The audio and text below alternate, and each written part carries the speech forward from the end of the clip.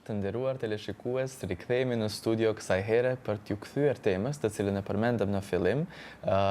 Domethënë sot filluam një temë të qetë, që ishte yoga, dhe tani vazhdojmë me një temë që gjithashtu mirëmban paqen dhe jemi këtu me mysafirët tanë nga korpusi i paqes. Domethënë para disa ditësh e shënuam ditën ndërkombëtare të paqes dhe në çfarë mënyrë tjetër ta komemorojmë këtë ditë nëse jo të bisedojmë me një organizatë e cila vazhdimisht sjell vullnetar në Maqedoni në Veriut për të punuar me bashkësitë në nevojë. Dhe patjetër mbi të gjitha sjell njerëz të cilët do të ndihmojnë në mirëmbajtjen e paqes dhe vetë emri i organizatës tregon që i dedikohet paqes, kështu që do e shënojmë pak në një dimension sa i përket organizatave qeveritare, ndihmës, punës vullnetare, e cila është shumë e rëndësishme si për atë që e bën punë vullnetare, por edhe dhe atyre që i drejtohet puna vullnetare, kështu që do kemi mundësinë sot flasim me njerëz shumë interesant dhe mbi të gjitha njerëz të cilët vinë në Maqedoni në momente kur ne ndoshta mendojmë pse ne duam të shkojmë dikun tjetër, po ata vinë këtu për dhënë kontributin e tyre. Po, patjetër, domethënë tani unë do të prezantoj drejtorin e Korpusit të Paqes, zotëriun Richard Rezajt, dhe vullnetarët kemi Benjamin Arnd dhe Alina Honig. Alina do të na bashkangjitet neve në linjë përmes Skype-it, pasi që nuk ka qenë në gjendje të vi. Megjithatë, do të kemi një komunikim të ndërsjell dhe të mirëfillt me shumë gjëra të rëndësishme për të mësuar nga ta. Welcome and thank you for joining us. Thank you. It's a pleasure to be here. Good morning, Alina, also to you. First, Mëngjesi edhe për ty. Ne në fakt do flasim për paqen, do të jemi të fokusuar në temën e paqes. Intervista do të rrjedhë në atë mënyrë që unë do parashoj pyetjet në gjuhën shqipe për gjithë shikuesit tanë, kurse mysafirët tanë do të na përgjigjen në gjuhën angleze, po kemi Fatosin këtu i cili do të na ndihmon në këtë drejtim. Unë do kisha dashur të filloj më një herë me paqen, me atë se cili është roli i Korpusit të Paqes në mirëmbajtjen e paqes, por edhe në mirëmbajtjen e paqes në aspektin e efektit ndërkulturor në këtë aspekt. So, could you tell us the role that Peace Corps has in fostering peace and cross-cultural understanding, both globally and here in North Macedonia? Sure. Peace Corps was actually created in 1961 by John Kennedy and Sergeant Shriver as a means to promote world peace and understanding, and it's actually specifically part of our mission statement. And we work to do that using three basic goals. We send volunteers to countries where they're invited. They are intended to work in communities on projects that the community identifies. The second goal that we have, in addition to that assistance, is creating a greater awareness and understanding of Americans on the part of the community that we work in. And then the third aspect is our volunteers take the culture of whatever country they're serving in back to the United States, where they then share that with their friends, their families, colleagues over the years. We basically create ambassadors for North Macedonia. And so it's a long-term effort on our part. Do të thotë Korpusi i Paqes është themeluar në vitin 1961 me qëllimin që të krijojë diplomaci dhe të krijojë mirëkuptim mes vendeve të ndryshme. Korpusi i Paqes bazohet në 3 parime kryesore. Njëra prej tyre është që vullnetarët e kësaj organizate të dërgohen në shtete të cilat i mirëpresin ata. Parimi i dytë është që vendasit e këtyre shteteve të njoftohen me kulturën dhe parimet amerikane, dhe shtylla apo parimi i tretë është që vetë vullnetarët amerikanë të marrin një pjesë prej kulturës së shtetit të cilin i kryejnë shërbimet e tyre dhe projektet e tyre, që kur të kthehen më pas në Shtetet e Bashkuara të Amerikës të kenë një kuptim më të qartë dhe më të plotë rreth asaj se si janë kulturat e ndryshme mbar botës. Dhe patjetër ta ndajnë atë dhe me familjarët dhe me miqtë atje. Për shkak se kemi mundësinë që të kemi edhe vullnetarët këtu, Alenën e kemi me lidhje Skype, kurse Benin e kemi këtu, Benjamin e kemi këtu në studio. Unë du të di në fakt nga vullnetarët se çka i shtyn që ata të bashkangjiten Korpusit të Paqes dhe konkretisht ta zgjedhin Maqedoninë e Veriut si destinacion e tyre për të shërbyer. Okay, the next question is headed for the volunteers of Peace Corps, namely Alina and Benjamin.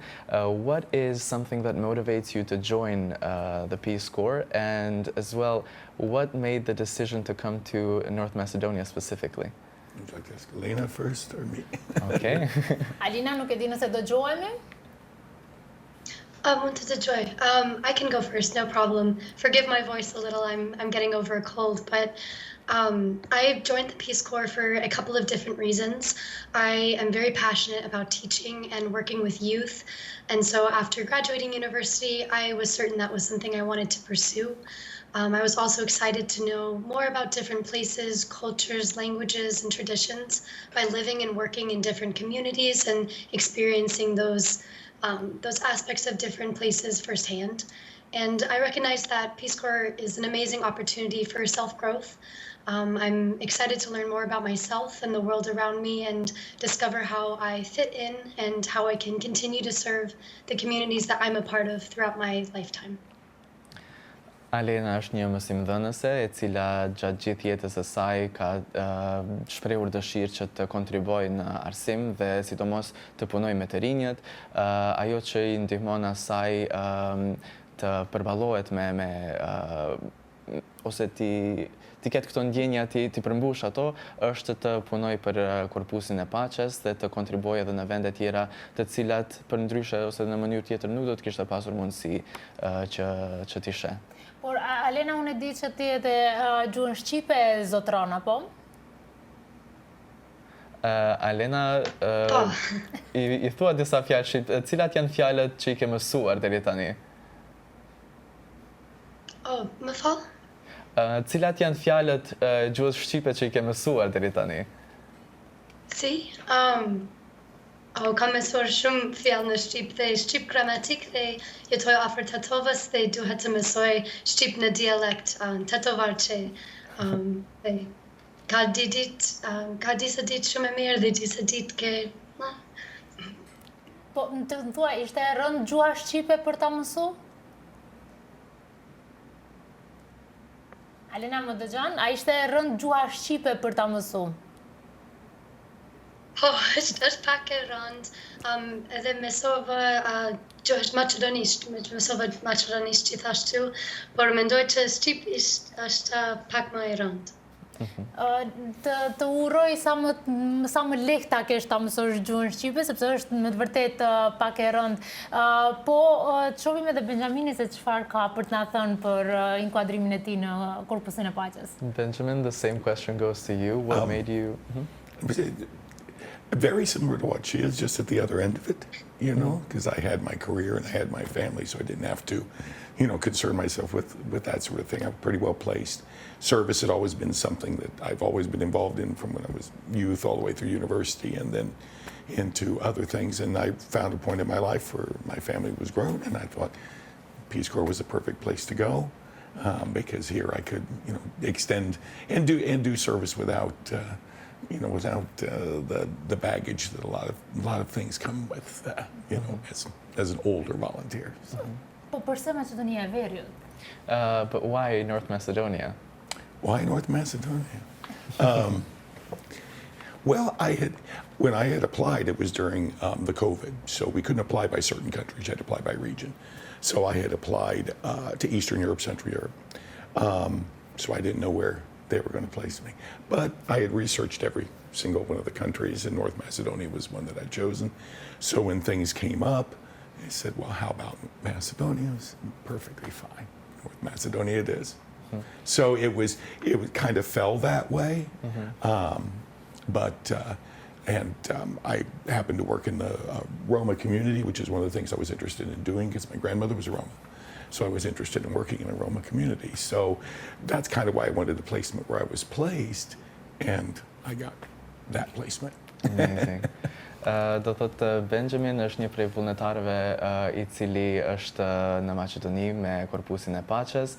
Ai ka ardhur këtu pasi që gjatë gjithë jetës së tij ka qenë në shërbim të familjes dhe pasi që ka kaluar disa vite ka vendosur që ekspertizën e tij dhe mundësitë e tija t'i shpërndaj më tutje dhe ka aplikuar gjatë kohës së pandemisë dhe njëri prej vendeve i cili ka qenë si opsion për t'u zgjedhur ka qenë edhe Maqedonia e Veriut dhe ka ardhur këtu dhe tani punon me komunitetin rom pasi që vetë gjyshja e tij ka qenë rome dhe e ndjen sikur është mundësi e përsosur që t'i kthej diçka kësaj bashkësie. E patjetër, kretë organizata e cila e bën të mundur këtë është Korpusi i Paqes. Du di nga zotëri David se si ka zhvilluar Korpusi i Paqes në drejtim të promovimit të paqes dhe mirëmbajtjes së paqes në botë. All of this, all of the volunteer work and everything is due to the Peace Corps as an organization. So we would like to know how it has developed in terms of fostering peace. Sure. I think to begin with, as I mentioned before, we work where we're invited. So the government of North Macedonia invited us to join, to start an operation here almost 30 years ago. Then we work to identify community and schools and organizations who are interested in hosting a volunteer. We come not so much that we have an answer for anything, but more to explore what is it that the community wants? What is it that the organization needs? What does the school want from us? And how we can support them in achieving their own goals. So really, rather than coming from the outside as we've got a way to fix this, instead it's what does the community want? It's an asset-based approach that I think at the end of the day, we try to leave behind a situation where the community is able to keep moving forward with whatever project they want without our support. That is our goal. Do të thotë Korpusi i Paqes, siç përmendi edhe më herët, është një organizatë e cila vepron në shtete me ftesën e vetë shteteve dhe Maqedonia e Veriut ka dërguar ftesë tek Korpusi i Paqes që të bashkëpunojnë para 30 viteve. Ajo që është e rëndësishme të kuptojmë për këtë organizatë është se nuk është sikur vinë nga Amerika me zgjidhjet e tyre, por vendosin se cilat bashkësi kanë nevojë, qoftë ajo nëse është ndonjë organizatë apo ndonjë bashkësi e caktuar, ndonjë institucion që ka nevojë për ndihmë dhe mbështetje dhe vullnetarët të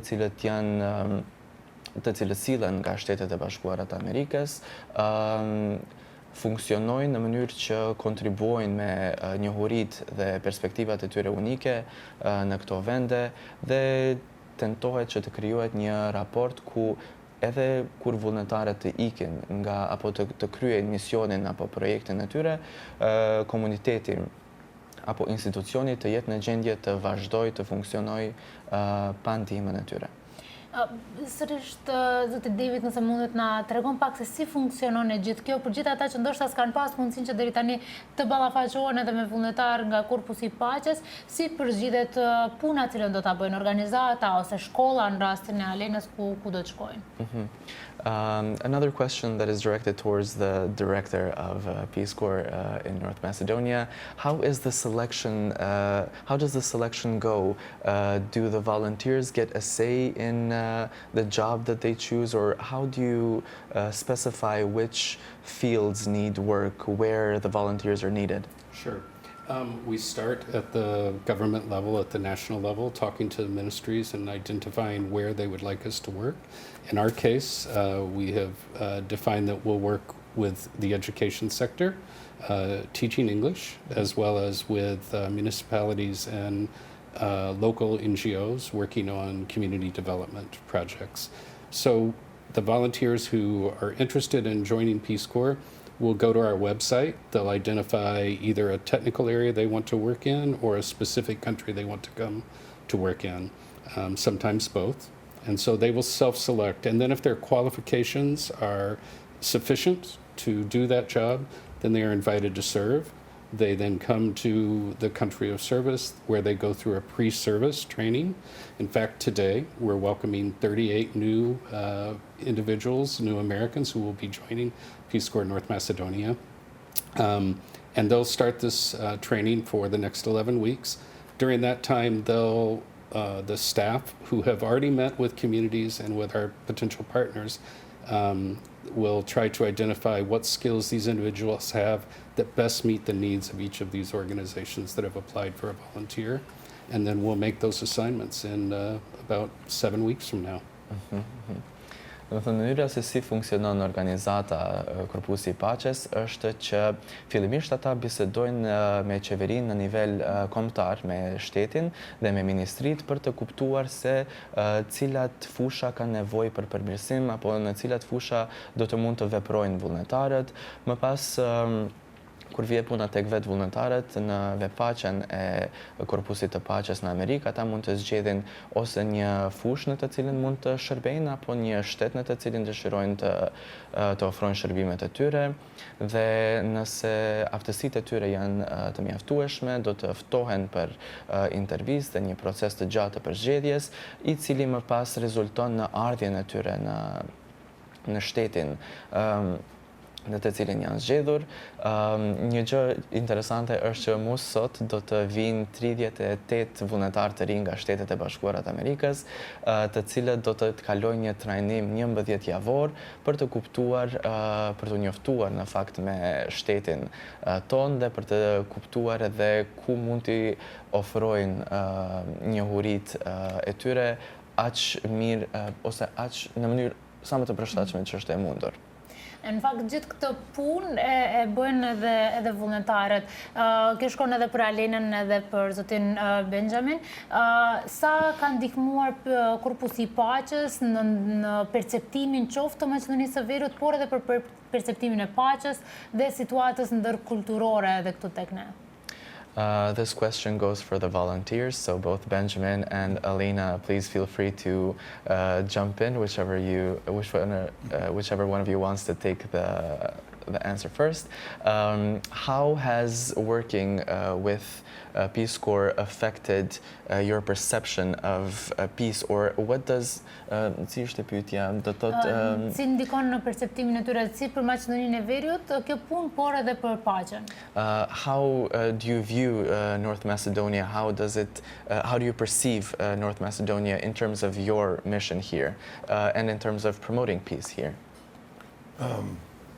I always think that, peace follows understanding. So understanding being the pathway you get to peace. So understanding just being in a community, whichever community we're placed here in North Macedonia and in North Macedonia itself, every day you seem to gather more and more information about the people, which is, the core. So the more you understand the people, the more you understand the nation, the more you understand the mission, And so that's what I get out of the community, is what the people say to me, how I'm greeted, which has always been great, how I'm treated, which has always been great. So that's how I look at it. So has my view changed? Maybe just deepened a little bit. Maybe not changed as much. It's gotten a little bit closer. Do të thotë një gjë me cilën e filloi përgjigjen zotri Benjamin është që paqja vijon pas mirëkuptimit. Do thotë për të krijuar paqe duhet të kemi mirëkuptim për njerëzit, dhe ajo që ka ndikuar në perceptimin e tij të Maqedonisë është që vazhdimisht sa më shumë që njeh njerëz nga shteti jon të kuptoj se cilat janë nevojat e popullit dhe në këtë mënyrë edhe të kontribuoj që të jetë sa më efektiv në punën e tij, në projektin e tij. Ndërsa të shohim për Alinën se si mund të jetë kjo pyetje. Yes. First of all, Ben, well said. I have to agree. I think our experience so far has just deepened our understanding of how to make cross-cultural understandings between different groups of people. And like Ben said, it's every day. We are working in our communities. We are living there. We have to be open to continually learning from each other, learning more about ourselves and the world around us. And with time, we're able to nurture an understanding of our differences and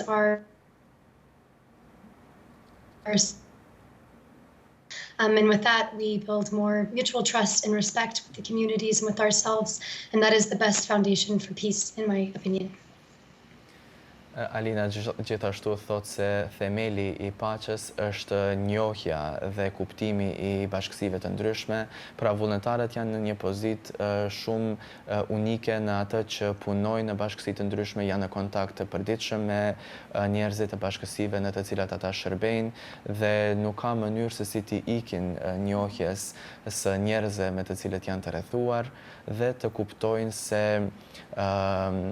si funksionojnë kulturat e ndryshme, si ti mirëmbajnë ndryshimet kulturore dhe të mësojnë më shumë edhe për njerëzit me të cilët rrethohen, por ndoshta edhe për veten. Në këtë drejtim, me punën të cilën e bëjnë vullnetarët edhe për kaq kohë sa kanë qenë në Maqedoninë e Veriut, a ka ndonjë moment, ndonjë projekt, ndonjë punë të cilën e kanë bërë që vazhdon t'ju mbetet në memorie dhe ka bë ndonjë diferencë në aspektin e paqes, mirëmbajtjes së paqes në këndvështrimin e tyre gjithmonë? Okay, another question headed for the volunteers. Throughout your mission here, has there been a moment in your work or any projects that sticks out to you in regards to an impression that your work has left or a change that you've noticed in the communities where you operate? I mean, small things, it's always small things. When I first got here, I did an environmental film club. One of the things Peace Corps is most interested in right now is climate change and how to address those environmental issues. So it was an environmental film club with younger kids in my organization. And we watched films and then they did posters and things like this. But the awareness that came just from watching films about it that they didn't know was amazing to me. They got excited about it. It's something they don't learn a lot about in school. They didn't, you see that, but when they see it and they can work on it, they're very dedicated. So it's just, I mean, kids are the same world over. So it's just, they got interested in it and so off they went. So that was probably the main thing. Një prej gjërave me të cilët merret Korpusi I Paqes është edhe ngrohja globale, apo vetëdijësimi për ekzistencën e ngrohjes globale, dhe një gjë që ka bërë vullnetari Benjamin këtu është që ka krijuar një klub për personat që janë të interesuar të kuptojnë më shumë për këtë çështje, dhe në këtë klub shikojnë edhe filma apo klipe të shkurta ku trajtohet kjo temë dhe gjëja që I ka lënë më shumë mbres është ajo që njerëzit të cilët apo fëmijët të cilët janë antar të këtij klubi janë vetëdijsuar më shumë për një çështje për të cilën fatkeqësisht këtu nuk është se mësojmë shumë ose nuk është e përfshirë në programet mësimore, ndërsa vetë vetëdijësimi I tyre ka qenë I mrekullueshëm për ta përjetuar dhe ka vërejtur një ndryshim në aktivizmin e tyre drejt kësaj çështjeje. Kemi edhe një vullnetare e cila mund të ndajë një eksperiencë nga Tetova, Alena. Yes, so working in a school, I think we have a lot of really amazing moments where we feel like the work we do is paying off and we get to see the benefits of it. I think though we are English teachers, we help with a lot of other forms of education. We try to inspire curiosity and open-mindedness in our students, and we see cross-cultural exchanges happen every day. They love to ask questions about life in America, what my experience has been, but they also love to offer up their perspectives and their experiences living here in Macedonia, near Tetovo. And I think that it gives us an opportunity to reflect on our values, our identities, and begin to understand each other a little bit better. Alena ka përvojën Questions, and the teachers I work with are really... Oh, sorry, go ahead. Thank you. Oh no, just we try to continue to encourage this and we see the benefits of it every day. Do të Alena është në një pozicië mësimdhënëse që ka qasje me fëmijët të cilët vazhdimisht pyesin se si është jeta në Amerikë, të cilat janë ndryshimet që ajo I vëren, por edhe janë shumë të dhënë që ta japin përvojën e tyre dhe eksperiencat e tyre, këndvështrimin që ata kanë për Maqedoninë si dhe për Amerikën, ndërsa ajo që I le përshtypje Alenës si mësimdhënëse është mundësia ku ajo mund të ndikojë jo vetëm në mësimin e gjuhës angleze, por të jep edhe përvojën e saj si amerikane të zhvilloj një dialog ndërkulturor mes personave të cilët në një mënyrë tjetër nuk do të kishin qenë në gjendje të kanë kontakt me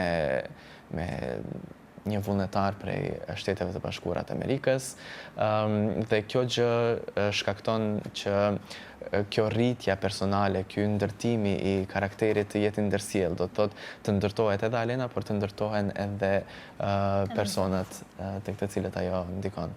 Në fakt, në këtë dritë ne po flasim për paqen, për ditën ndërkombëtare të paqes, por që e dim që nuk jetojmë fatkeqësisht në një botë ku mbizotron paqja në çdo anë, dhe kjo do të shkonte për drejtorin e Korpusit të Paqes në Maqedoninë e Veriut, cilat janë peripecit më të mëdha me cilat po përballen tani, sidomos në këtë kohë kur bota është shumë e polarizuar. We are here talking about Peace Corps as well as the International Day of Peace. Although we live in a world that sadly is not as peaceful as we all wished it would be, what are some of the challenges that Peace Corps encounters, or like what are the biggest threats to peace that we are noticing nowadays? Sure. I mean, it's directly impacted Peace Corps' ability to work in some countries. We had volunteers working in Myanmar, and unfortunately civil unrest there had resulted, due to safety and security concerns, with our having to withdraw. We had the largest program that Peace Corps had in the world was actually located in Ukraine, and unfortunately due to events that are occurring there now, we've had to withdraw our volunteer presence. Fortunately, we've been able to maintain a presence doing virtual volunteerism, but it's not the same as being on the ground working with communities. So the unrest that we see in the world today is concerning. But where possible, where we are able to work, where we are invited, we intend to go, and we intend to do what we can to promote better understanding and peace. I think that it's important for us to make the change that we can make where we can make it, and we will continue to do that. Do të thotë një sfidë e madhe për ta është për Korpusin e Paqes dhe për vullnetarët është që kur një shtet ballafaqohet me ndonjë problem apo me ndonjë ngritje civile, është e vështirë që të mirëmbahet puna e vullnetarëve dhe e Korpusit të Paqes, dhe fatkeqësisht ata kanë qenë të detyruar të largohen nga vende si Myanmar dhe Ukraina, megjithatë aktivizmi I tyre vazhdon në mënyrë virtuale, ndërsa e mirëpresin secilën mundësi që të kontribuojnë në shtetet të cilat I ftojnë ato dhe të bëjnë çmos që të ofrojnë mesazhin e tyre për paqe. Dhe në fakt në këtë drejtim, sa është e nevojshme që të kemi vullnetarë të tillë që ndihmojnë këtu në komunitetet dhe që sjellin perspektivë nga Shtetet e Bashkuara të Amerikës konkretisht? On that note, how important is it to have volunteers come to places like North Macedonia and share with this small country their expertise and their viewpoints, which otherwise we might not have been able to know? I mean, I think it's a critical need to educate Americans as well, that this is not a one-way street. Yes, we come to live and work in communities here in North Macedonia, but as I said at the beginning, equally important, we take away that knowledge that we gain back to the United States and share that with our friends and families and colleagues. And so I think that it's these type of programs where people, it's a people-to-people organization. Those connections that we make, I think, last a lifetime. I served as a Peace Corps volunteer more than 40 years ago. I still have vivid memories of my time during my service. I still am connected with people from that time. So I think that those friendships that we create, those connections we make, are something that lasts forever. We have lots of volunteers who come back to visit their families, their friends. We have a lot of people from North Macedonia who go to visit their former volunteers in the United States. So I think it's that lifetime commitment that we make from doing this that is so important. I think it's critical. It's diplomacy without being diplomats. Do të thotë është shumë e rëndësishme që të krijohet një raport I tillë ku vullnetarët të vinë në shtete të ndryshme, në këtë rast në Maqedoninë e Veriut, jo vetëm për ta ndarë përvojën e tyre apo këndvështrimin amerikan, por edhe këta si amerikan të mësojnë më shumë për kulturat e ndryshme dhe kjo të kontribuojë në një pikturë më të plotë dhe më të plotësuar, më të qartë të paqes, çka nënkupton të kemi mirëkuptim për kulturat e ndryshme. Vetë drejtori Richard ka qenë vullnetar paraprakisht para 40 viteve në Maqedoninë e Veriut dhe e ka kuptuar që ato lidhjet të cilat I ka krijuar gjatë kohës së tij të vullnetarizmit akoma janë të gjalla dhe miqt e Maqedonisë të cilët I ka njoftuar akoma vizitojnë Shtetet e Bashkuara të Amerikës dhe është një raport I cili është kyç në krijimin e një dialogu të mirëfillt, një mirëkuptimi global ta quajmë I cili patjetër ndihmon në raportet mes vendeve të largëta. Patjetër dhe kështu jemi në minutat e fundit të intervistës, por nga vullnetarët du ndim se cila ka qenë momenti më I kënaqshëm, ai që ka qenë ndoshta si dhurate tërë këtij procesi, patjetër ata vazhdojnë të jenë ende në Maqedoninë e Veriut, por çka kanë marrë nga tërë kjo eksperiencë? And we are nearing the last minutes of the interview, and we have a question for the volunteers. So throughout your journey so far of volunteering, what has been the most enjoyable moment that you have experienced, and what has that left you with? We understand that you're still, your project is still ongoing. However, so far, what has made a lasting impression on you? Not a single moment, but several little moments into one big moment, several people, several instances, several views, just seeing something from, somewhere, being high up above Skopje, looking down on it like this, or up on Vodno, or down in Bitola, or wherever I would visit things. So it's all these little things. And, that builds the library of knowledge that, I hope that, even just personally I want to have, but hopefully I can take back and tell to other Americans. Benjamini thot se nuk ka një moment të cilin ai mund ta veçoj si më mbreslënës, por janë disa momente, disa çaste të vogla, të cilat kur grumbullohen e bëjnë një jetë shumë të bukur, qoftë ajo nëse është vetëm pamja e Shkupit nga sipër, nëse janë vizitat e tij në manastir dhe në Maqedoni. Do të thotë këto janë disa gjëra të vogla të cilat lënë përshtypje tek Benjamin dhe të cilat do t'i merr me vete në Amerikë kur të kthehet në përfundim të misionit të tij dhe të ndaj këtë gjë me amerikanët tjerë. E kemi Alenën akoma në lidhje? Alena, e njëjta pyetje për ty? Yes. I think similar to Ben, there's a lot of little moments that have formed really strong relationships with me and my community, and those make my time here so meaningful and so joyful. I'm thankful for all the little connections I make every day with the people in my village. My counterparts, the other teachers I work with, of course the students. My host family has become like a second family to me, and their hospitality and support carries me through each day.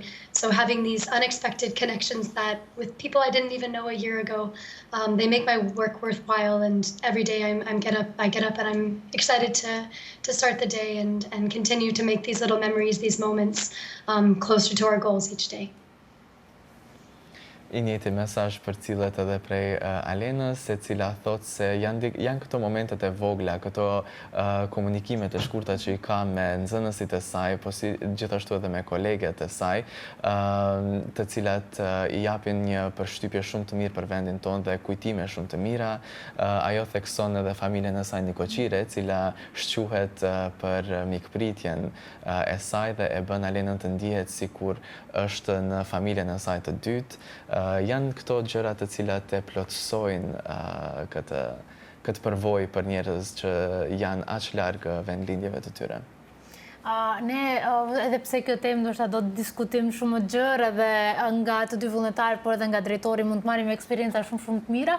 Ne jemi kështu në fund të kësaj bisede, kështu që unë ju falenderoj gjithë juve që ishit pjesë e emisionit tonë edhe Alenën, në cilën e kishim edhe në linjë drejt për drejt. We could sit here and talk about this for hours because it is such an interesting topic and we will never be tired of it or like to hear the end of it because it's such an important thing to discuss. However, we would like to thank you very much for making time for us today and joining us on our show, as well as sharing your experiences with being here so far. A special thank you also to Elena, who managed to join us via Skype. We understand that sometimes these connections are not the best, but thank you for still being here with us. Thank you for having us. It's been a real pleasure, and thank you to the communities who have welcomed us throughout North Macedonia. We look forward to continuing our relationship and would love to come back anytime. So thank you so very much for having us.